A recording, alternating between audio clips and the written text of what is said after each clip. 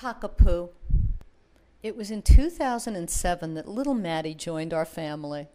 My kids came home from school one day all excited about a black dog that had followed them home.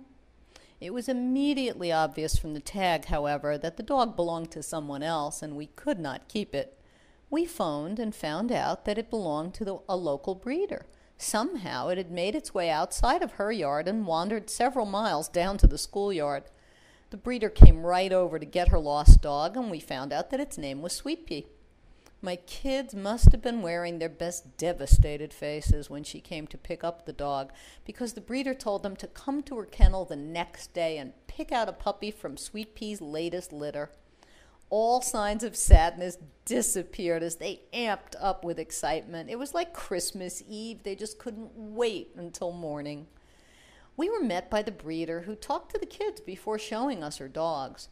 She explained that dog ownership was a long-term commitment and that before anyone could have one of her pups, they had to agree to one requirement: that they would come back the following week and take a mini course on how to care for the dog that they would choose. It would cover everything from diet to grooming and what they could expect in veterinarian expenses. Of course, they eagerly assented, and I was glad they would get their lesson from a professional rather than have dog hair become an item of continual nagging in our home. I was smiling and nodding, thinking this was a great idea. The breeder then looked over at me and said, "Of course, you must come too."